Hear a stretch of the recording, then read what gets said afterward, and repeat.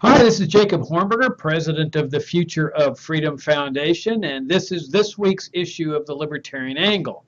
My co-host this week is Richard Ebeling, who is a professor of economics at the Citadel and was president of the Foundation for Economic Education. He taught at Hillsdale College, where he was the Ludwig von Mises Professor of Economics, and at Northwood University, and of course was the Vice President of Academic Affairs for many, many years for here at the Future of Freedom Foundation. So welcome to the show, Richard. It's good to be with you again. I thought we would talk about presidential politics. I mean, it's obviously the big deal that's going on in the political world. And as I was mulling this over, it came to mind a couple of articles that you did for FFF many years ago, where you posited a hypothetical press conference from an ideal presidential winner, I guess. And of course, that ideal would be a libertarian.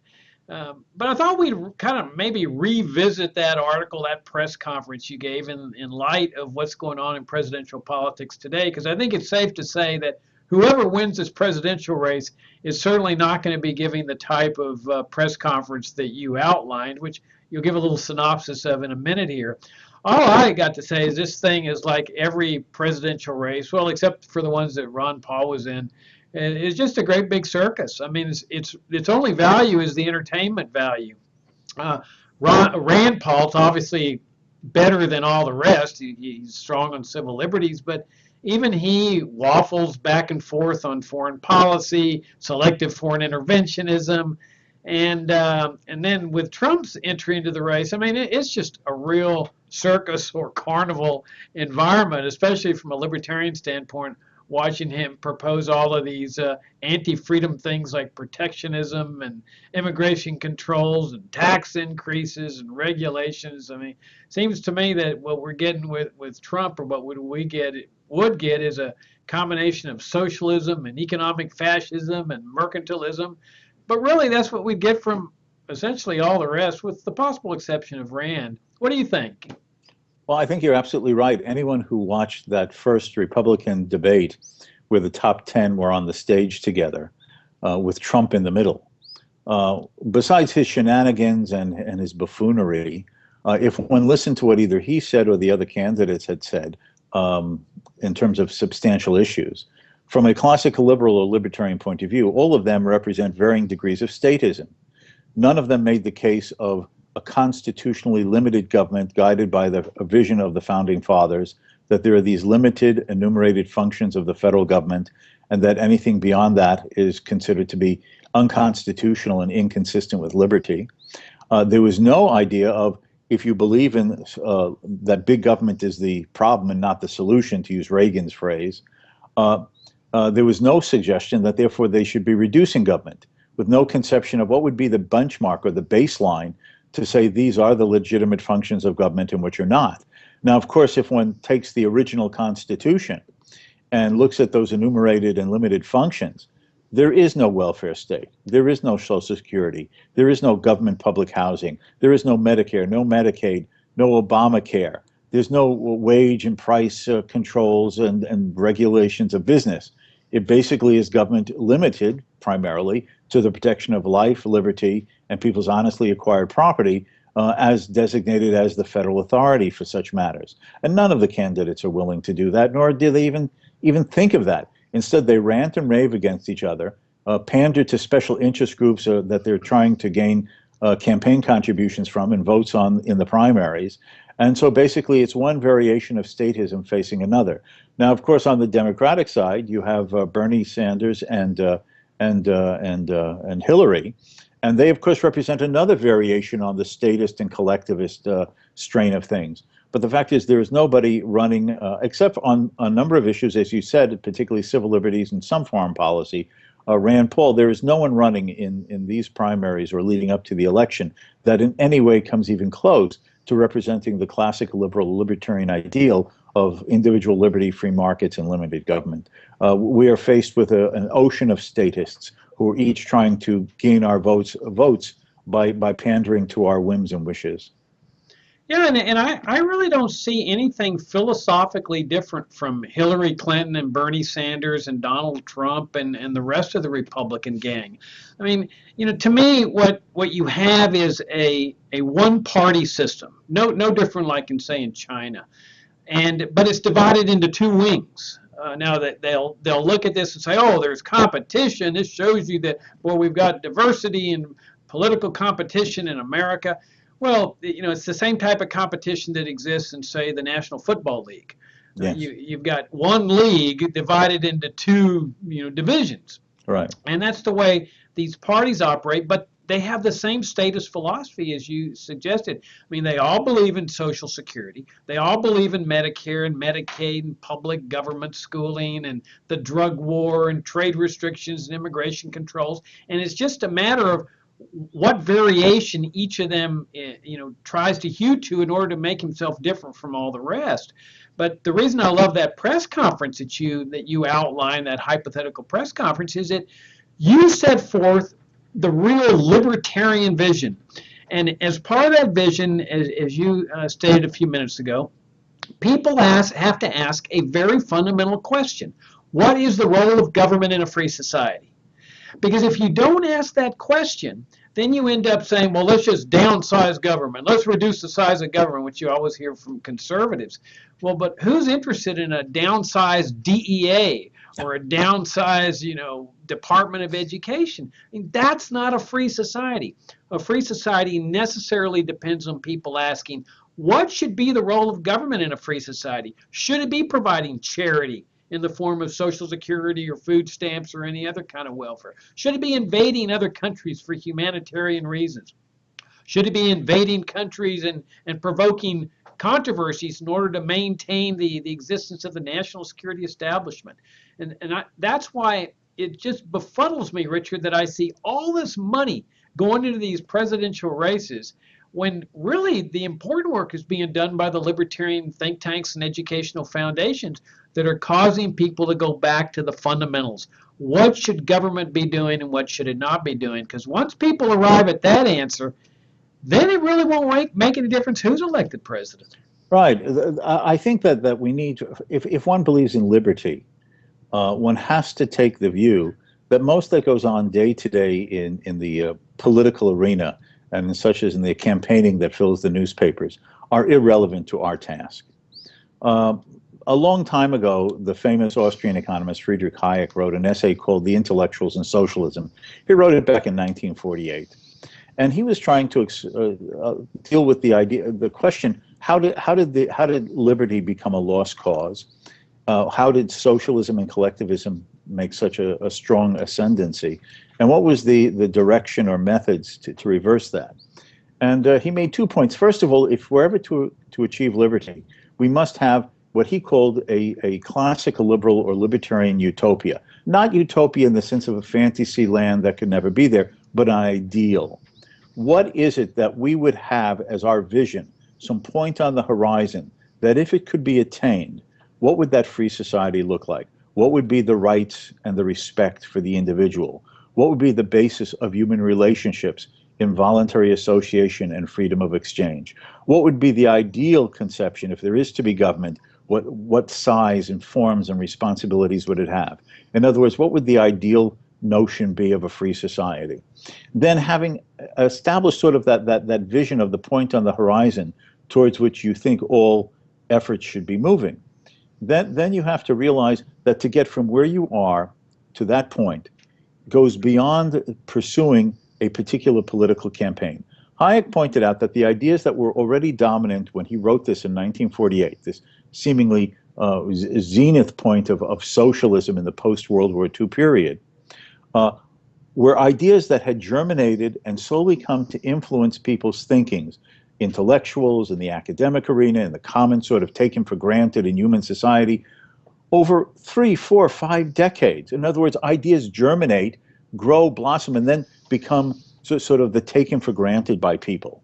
Now, part of this problem that I see today, it's not that no candidate advocates freedom. It's asking the question, to a great extent, why? And that's because we have now had a century of the success of the socialist idea. not in some sense of like Soviet socialism, for instance. No, no, most people on the left don't want that. But what has triumphed are two things. A, the socialist critique of a free society.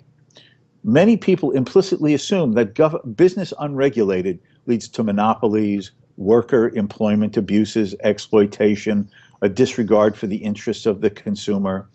They presume that Marx was right, that the workers must form and unite themselves in one form through unions to sort of protect what is supposedly their rights in the bargaining process. The idea that precisely because the market is concerned with selfishness and self-interest, it's the duty of the government, speaking for all of us, that need to provide those safety nets and those entitlements to smooth out the rough edges of unbridled capitalism.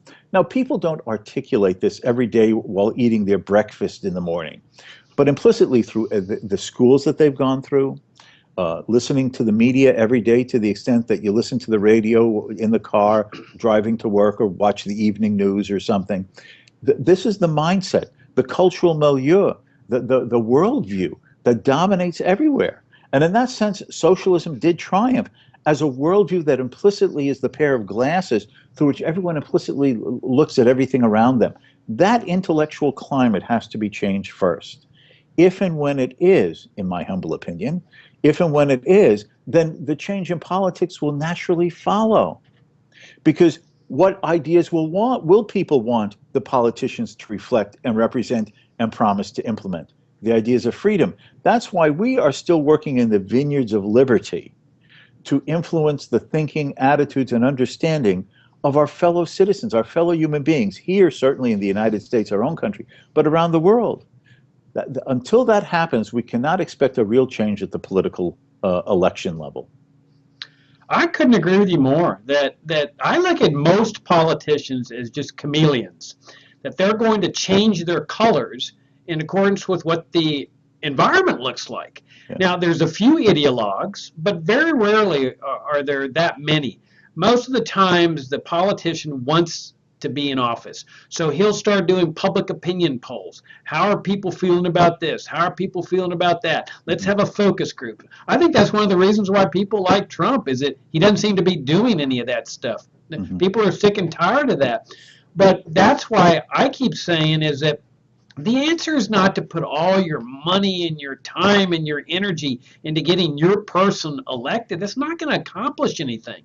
That really what needs to be accomplished first is what you were saying, is this change in public opinion. And I don't think that even entails having to convince a majority of Americans. I think that critical mass can be a very small number of people, and then the politician starts reflecting the libertarian perspective. And you and I have talked about this before, and you've pointed out that if you take like 1890 America, and I'm okay, standard disclaimer before people start writing me, I'm not saying the 19th century was a libertarian paradise. We all know it wasn't. There was slavery and corporatism and land grants to the railroads and so forth. But if you look at 1890 America in terms of what they did accomplish, the positive side, here was a society that for 100 years had no Social Security, Medicare, Medicaid, income taxation, IRS, Federal Reserve, paper money, standing army, foreign wars, torture, assassinations. That's a remarkable achievement.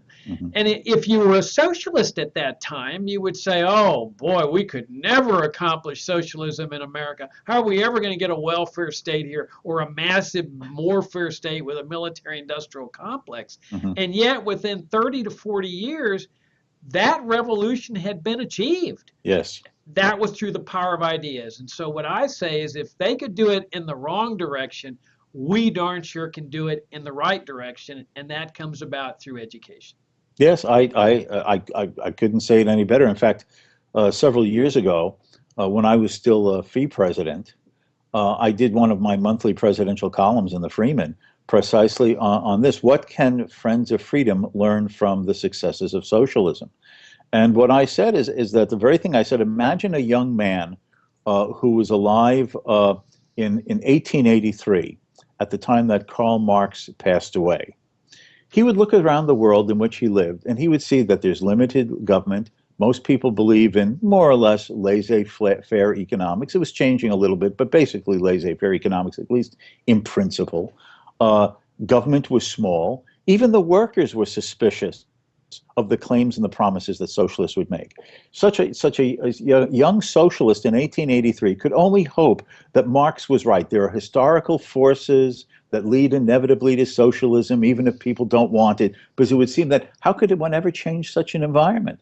But as you're saying, the fact is that between the 1880s to, let's say, around the time of the First World War, there was a transformative revolution in the intellectual climate that went from a belief that, well, of course, individuals should be free to live their own lives. Yes, government is necessary for some protections and securities, but basically it is to leave people alone to manage their own affairs with their honestly acquired property, to an environment by the 1910s and certainly by the 1920s that government had to have a progressive agenda. It had to be paternalistically caring for people. Individuals had to sacrifice for the common good.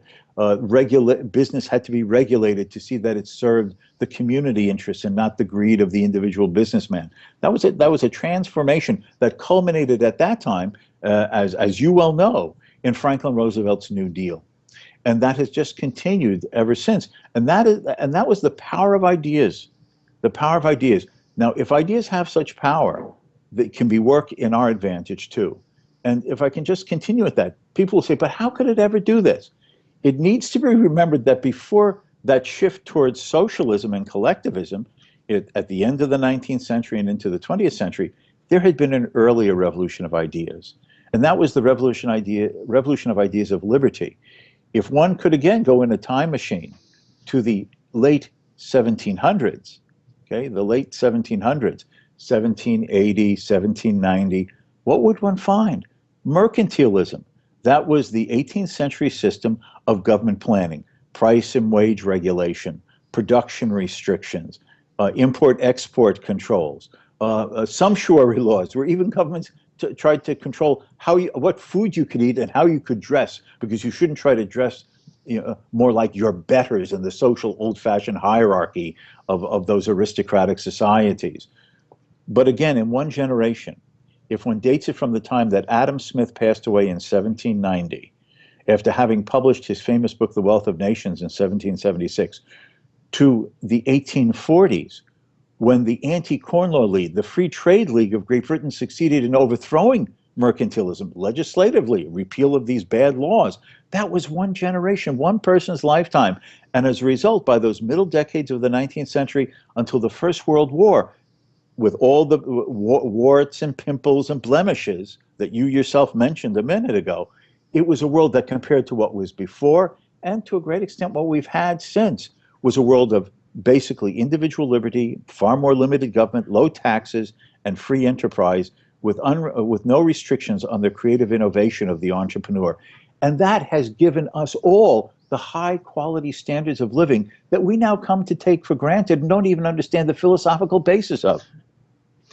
Yeah, it's interesting when you mention Richard Cobden and John Bright and the Anti-Corn Law League in Britain and the movement they were having for free trade, because a lot of the supporters of that movement were the poorest people in England. And in fact, you pointed out to me many years ago that there was a picture or something, or a depiction of a cannon that the poor people had in the street saying free trade or this. Yes, in fact, it was an Irish member of the British Parliament who from County Kerry, and he would lead demonstrations in Ireland for free trade.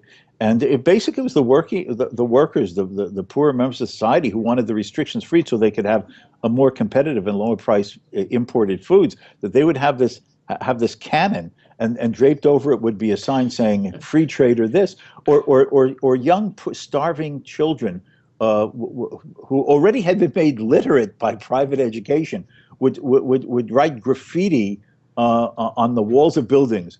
I be protected, meaning government protectionism against foreign goods. I be protected and I be starved.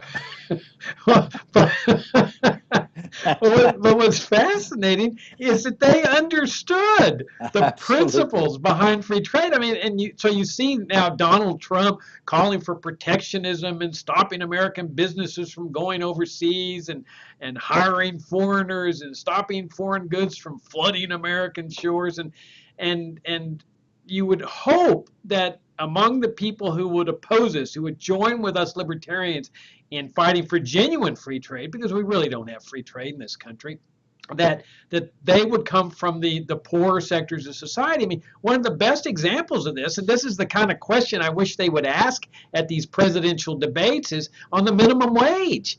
I mean, here you have the minimum wage that has locked out of the labor market large numbers of black teenagers for decades. There's a unemployment rate, chronic, of 30 to 40% among black teenagers. And all the mainstream press and the mainstream economists scratch their heads in befuddlement as to why black teenagers are so chronically unemployed, and they come up with all these diverse theories. But the real cause they always avoid, that's the minimum wage. Wouldn't it be fantastic if we had the counterpart of what happened with the Anti-Corn Law League, where the poor, the black teenagers are joining us up with us libertarians to say, abolish the minimum wage, and by the way, abolish all these restrictions on trade, occupational licensure laws, economic regulations, all of which really just protect, in my opinion, the well-to-do, the already established businesses. Oh, yes. I mean, it would be great to see people demonstrating, holding placards saying, I have a guaranteed minimum wage and I be unemployed.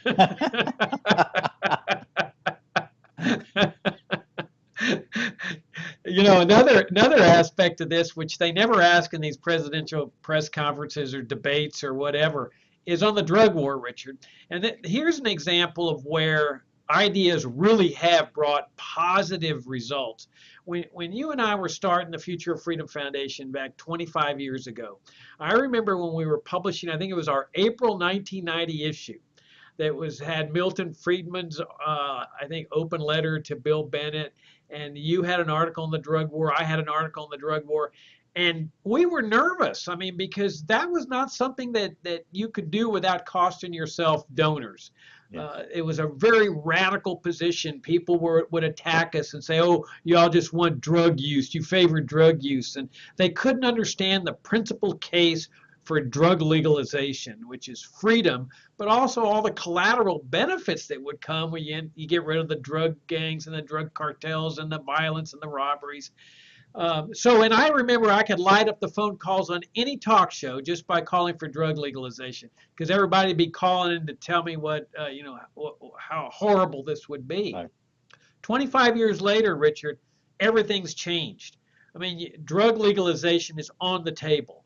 It's not here yet, but it's a legitimate position. You got federal judges, state prosecutors, federal agents, people from all walks of life, ministers that are saying, end the war on drugs. Yet that question never comes up in these presidential debates. I mean, this is a burning issue of our time, and it's something that they're steadfastly refusing to acknowledge and to debate and discuss. But my hunch is that ultimately they're going to have to do it. And ultimately, I think they're going to have to end it. And that, again, is the power of ideas. Yes. You had an illegal market. And in fact, of course, in most hard drugs, you still have an illegal market, which basically was the arena in which people were saying, I don't believe in the laws. I'm not going to obey the laws because I don't think I'm doing anything wrong. And as a consequence, the pervasiveness of this. And then when it's almost everybody doing it, not maybe with hard drugs, but certainly with marijuana and a few softer restricted drugs, it finally reached the point where people were saying, it's ridiculous. Why are you throwing people into jail for a joint of marijuana? Why are you incarcerating someone because they have a few marijuana plants in their backyard or something? What is the personal cost? What is the community cost, the social cost, the taxpayer cost of doing this? And then finally, it just changed public opinion enough that the experiments began with allowing certain, marijuana legalization in this state and that state, until basically the general opinion is that why even bother having these regulations? That's why, as we started, it's the power of the ideas that are important, and then policy follows.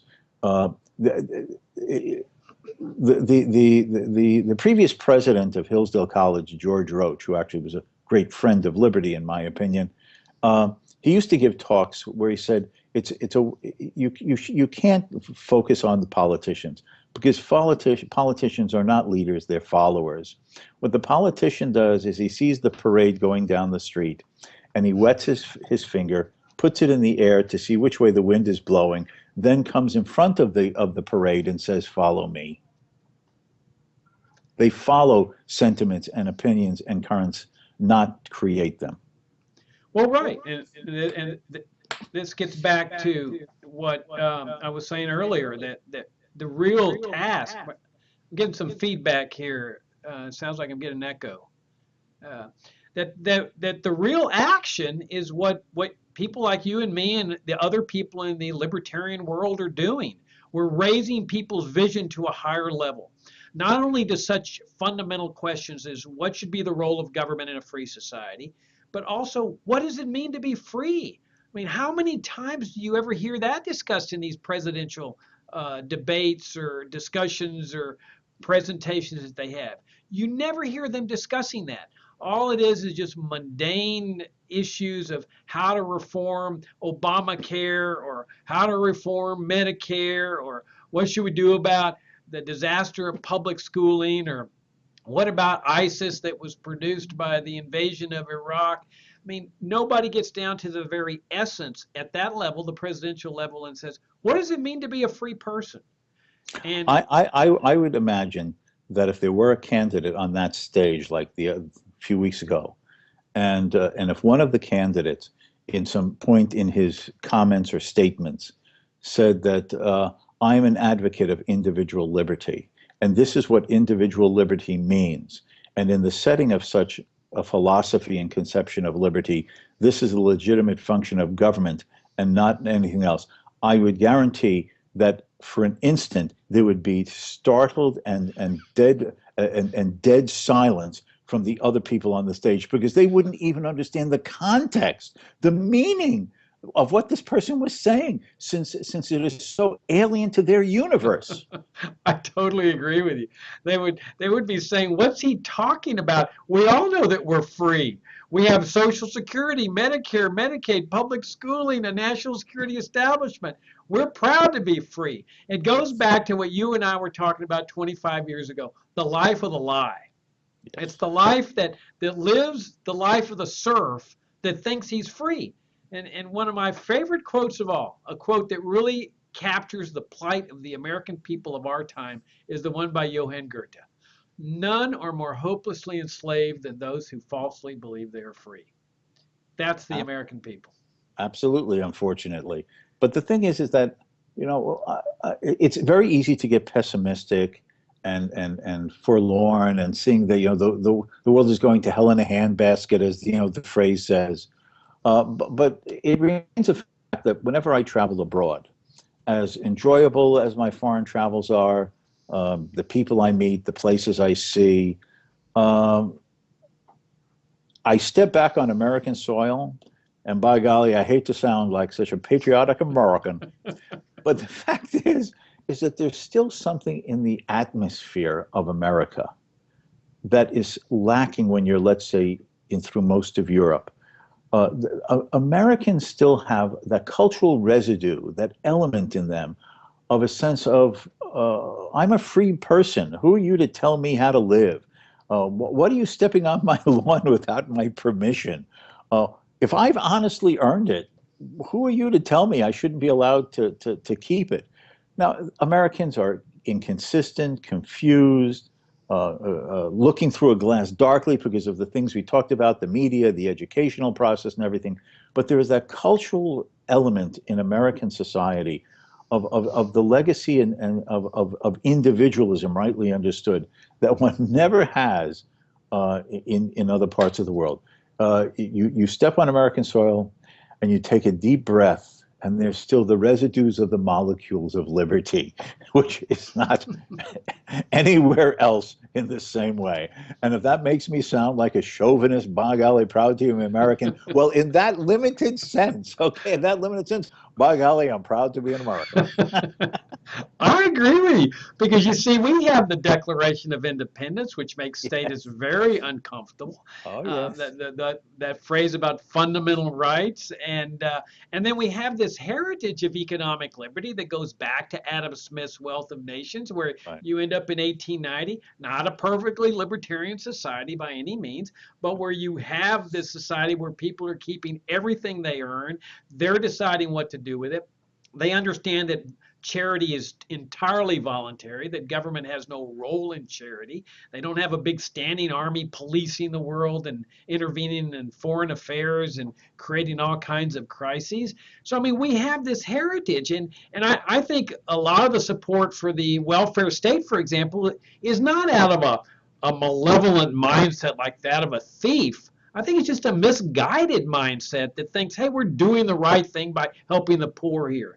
But if people ever can raise their level of conscience and consciousness to a point where they say, you know, it's wrong to force people to care for others. Charity should be voluntary. Then we have a shot. And I'm optimistic because when I look at all these libertarians popping up, like in the Ron Paul campaign, I mean, I was shocked. I never thought there'd be hundreds of thousands of people supporting his candidacy. And I'm not suggesting that they're all purist libertarians, but the fact that they were supporting a self-described libertarian, to me, is phenomenal and very, very positive and very, very encouraging. Now, you remember that when we were first getting into the libertarian movement, you had the seniors at that time saying, we're going to invest in you young people because you're the future of freedom in America and so forth. Well, that future's now arrived. We're no longer the young people. And now's the time to achieve it. So whenever I see seniors saying, we got to put our money in the young people, they're the future, I say no. You put your money in the young people to help us achieve freedom now, not 40 years from now. Because if you delay it, those young people today are going to be doing no different from what a lot of people say today. 40 years from now, they're going to be saying, woe is us. We don't have a chance to achieve freedom. Let's invest in the young. I say, let's go for it here in the near term, Richard, because I think we got a shot for it. It's not impossible for it to come sooner. You know, one of the other things that we always must be careful of is a feeling that there's a certain inevitable trend. If you could go back again in a time machine, I like to use that example, a time machine, even though H.G. Wells was a commie. If you could go back in a time machine, let's say to the decade before the First World War, and if you ask people, well, what do you think the 20th century is going to be like?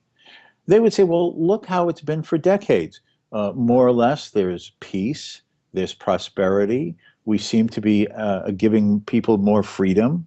And so surely the 20th century will just be all more of the same. Well, within a few years, there was first the disaster of the First World War, the nightmare of the rise of totalitarianism in the period between the wars, and then the Second World War, and then communism with the Soviet Union in the post-war period.